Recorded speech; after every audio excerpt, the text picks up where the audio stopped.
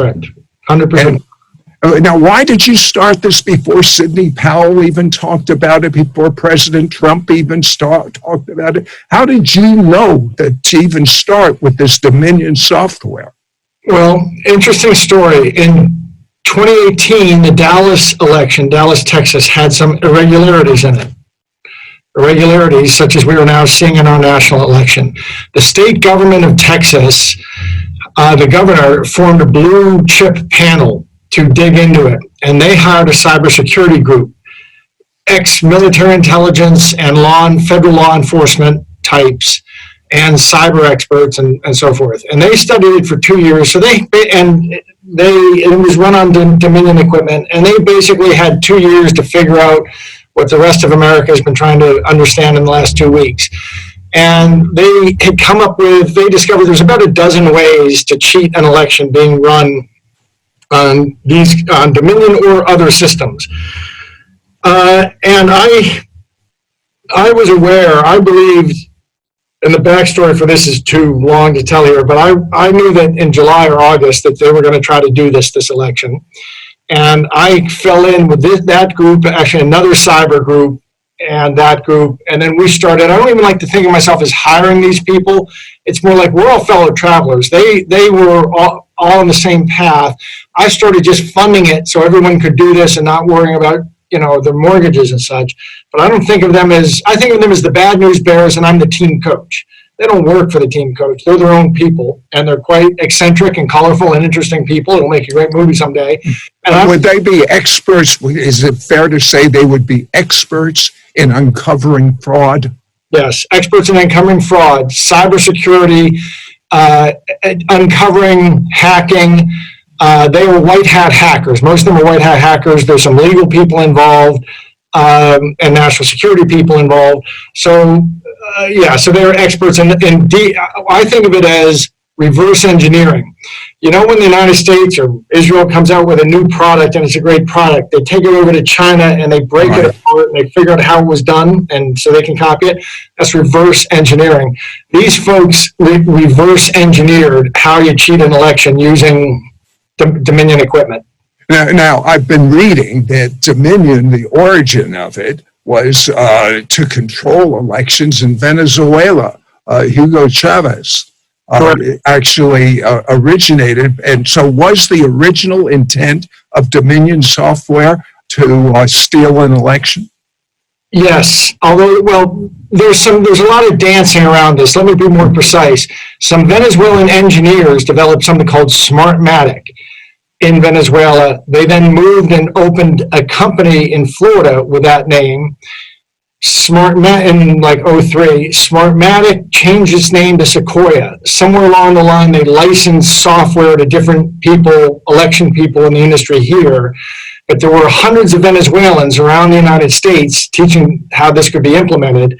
And then through this complicated series of corporate mergers and acquisitions and divestments and licensing deals, it ended up in ESS and Dominion and maybe some others. So you could say that the DNA of the software goes back to Hugo Chavez. The DNA goes back. And now it has functionality that you would find quite curious. It has functionality that might be appropriate for a corporate election. So remember, these systems are used in corporate elections too. And so it has functionality that you might imagine in a corporate election or in a parliamentary election, which has ranking of candidates and different things. But that functionality is in the machines that they're using in the United States. And it's my allegation that the administrators, one of the ways these get cheated is if the administrators use that kind of functionality to bend an election, a political election. So for example, a corporate election, there are different classes of stock, and one class may have 10 votes for every share of common stock. So the election, a corporate election software has to be able to adjust for that. Well, have that functionality. Well, that has no place in one of our democratic elections because my vote's the same as your vote. However, that functionality is in the machine, and it's available for the administrators to use to shave points away from one person and to the other person. Now, I want to jump somewhere else. You have made the statement that if we don't correct our whole election system, our country is doomed. And I'll go a step further, although I think I heard you say this too. In a couple of weeks or so, if they confirm that Biden is president, all of this stuff will be poured in cement, so to speak, and there will never be an investigation, and we will never have a fair election again. Is that a fair statement? That's a fair statement. I think we will never have a fair election again. I've lived in really crummy places in the world, including I spent a little over a year in China, 83, 84. I'm very familiar. And anyway, I think that this will be the last. I think that this is a soft coup. What we're seeing is a slow coup. And the different pieces of it are not. I've learned that, how do you get someone to eat an elephant? One bite at a time. I'm just giving one bite now that this election is fraudulent, but actually what we're experiencing, I think, is a slow coup. If this isn't done, I mean, look what's happened in this country in the last 6 months, setting aside, I guess including COVID. All kinds of constitutional norms have been shredded, really in the last couple of years. Respect for free speech, respect for the rights of the accused, respect for religious liberty. And it's just being shredded in front of our eyes, and the shredding has become normalized. And you know what's so amazing? In the past, this would take decades to have a little thing happen. Now it's like we're on fast forward. Well, it's like Rahm Emanuel said, don't let a good crisis go to waste. They're not letting the crisis of COVID go to waste. Okay, Patrick, you said something else that was amazing to me that your experts found out. They found out if they could get 5 counties, so to speak, or regions in the United States, they could control 5 states.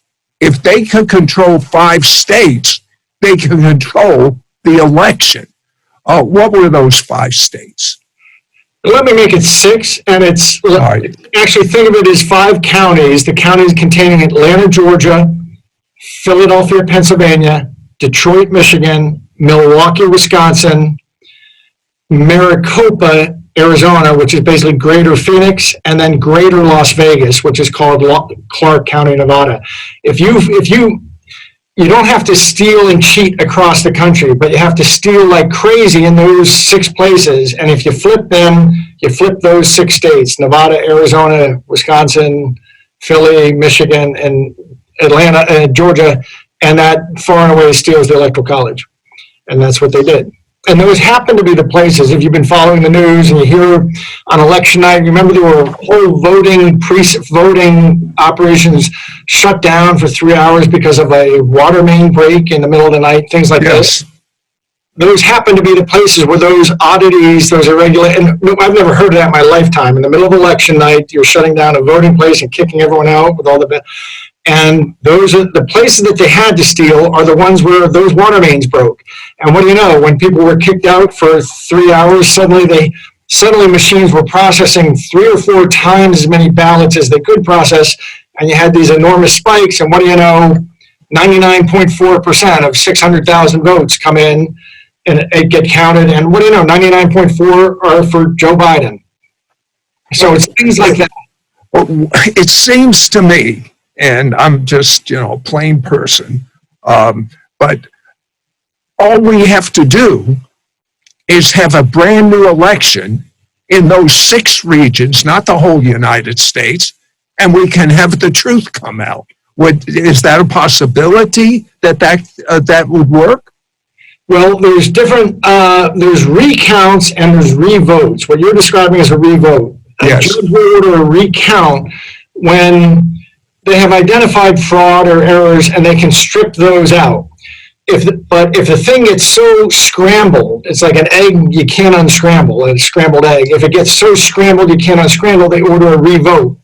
There's no provision in the Constitution for a revote, and there is a provision that if by January 6th this is not all sorted out, then this alternative process kicks in. So I don't think they can actually do a revote. Could the Supreme Court demand it, so to speak? They would be violating the Constitution. Okay. Although I think in my perfect world, it would be in those 6 states, you'd have a revote and you'd watch everything very carefully. you can't, I don't think that they can do that and get it done before January 6th. So that means the House is going to meet on January 6th. And there's a couple different things that can happen. I don't see there's any way. If they let these votes stand as they are, there will never be election law in the United States if they turn a blind eye to this. So well, wait a second. If we go on what I hear you saying, the easier one is the recount rather than the revote. Yeah, but would Trump win on a recount? Well, the recounts, you could recount. Just in those 6 regions now.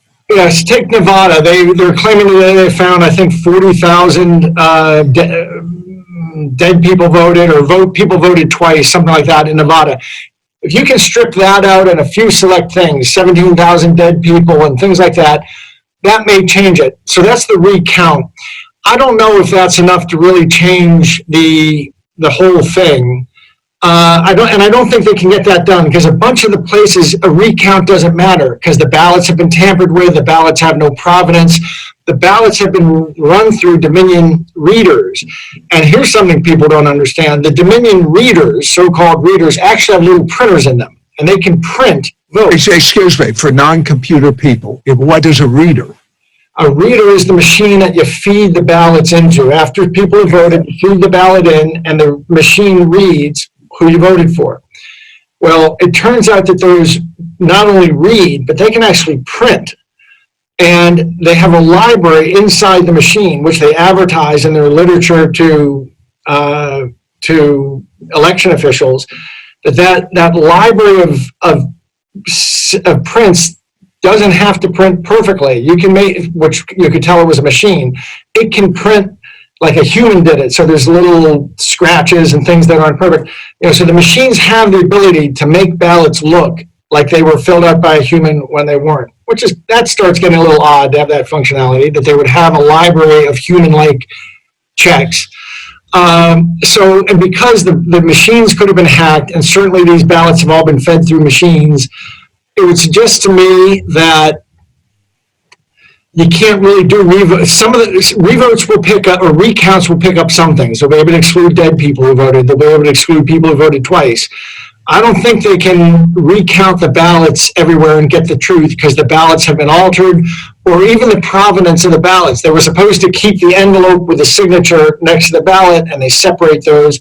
Things like that kind of make it. So what can be done? Boy, the people behind this were very clever, and they created a very thorny issue. I'll just interject. The spirits behind the people behind it, the demons, if you will, were pretty bright. But we have someone brighter working for us. Oh, yeah? It's called God and the angels. From your lips to God's ear, Sid. From your lips to God's ear. Well, I'm no angel, but I have a devious mind. I think so I think we know we have reverse engineered what they did. They're very clever, and that they created a situation that's very difficult for a court to unscramble. Probably impossible. The Supreme Court, this is going to get to the Supreme Court. If the Supreme Court lets this stuff stand, like the Pennsylvania election officials, in my view, and pardon me for being a bit earthy, they gave the finger to the United States Supreme Court, to Judge Alito, because before the election, Judge Alito said, you really should, the Constitution is quite clear. State legislatures set the rules for election. However, in the days leading up to the elections, in a number of states, election officials changed the rules without state legislatures buying off. That's wildly unconstitutional. Judge Alito and the Supreme Court should have enjoined them from doing that in Pennsylvania. He did not enjoin them. So one of the rules was you only count the ballots if they're postmarked by Election Day, or I think if they come in by Election Day. Pennsylvania said, we're going to change that rule. I think that Alito should have enjoined them. He didn't stop them with a legal order, but he did stipulate, you can go ahead and do it this way. We'll sort it out afterwards, but you have to keep the ballots segregated that came in after the date that your legislature approved, and we'll address it then if it makes a difference. Well, Pennsylvania just ignored that rule. They not only accepted the ballots, they deliberately separated. They did not segregate them. So now it'd be impossible to unwind. So that was giving the finger to a U.S. Supreme Court justice. And pardon my earthiness, but we should understand this was scofflaw behavior. They violated the Constitution, and when a Supreme Court justice gave them one instruction, they violated that. So, okay, so that, let's just say, for the sake of discussion, that one state is taken to the Supreme Court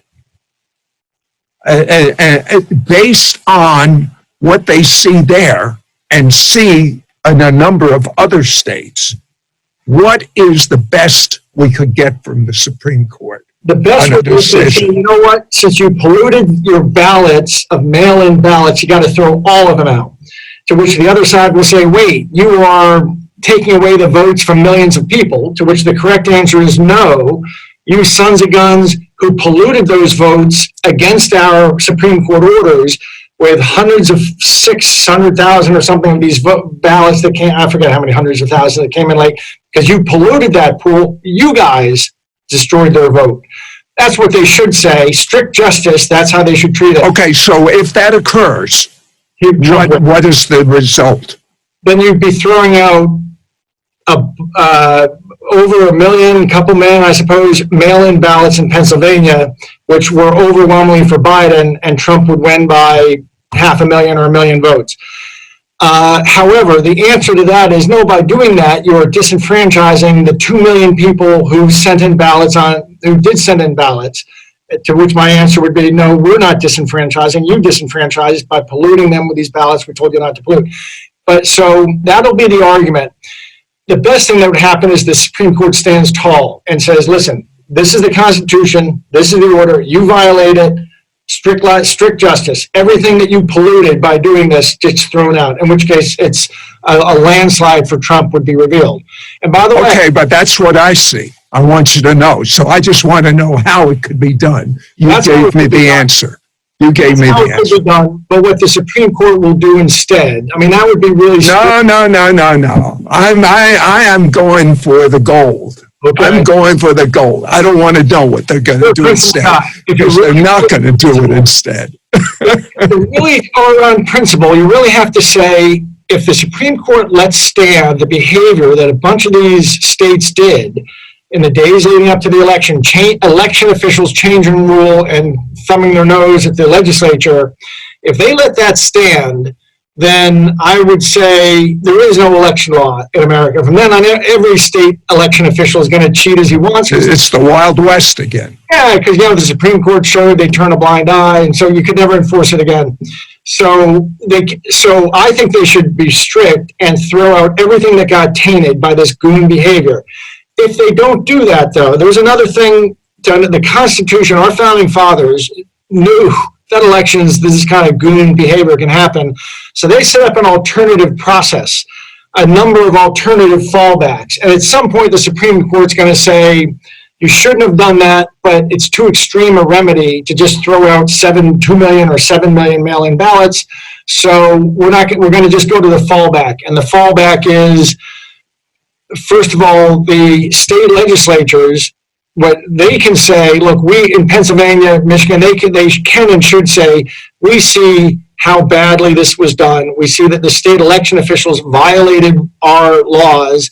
And so we're just going to, we legislatures have the right to direct who gets the electoral votes, and we're just going to give them to who we think would have won without your goon behavior.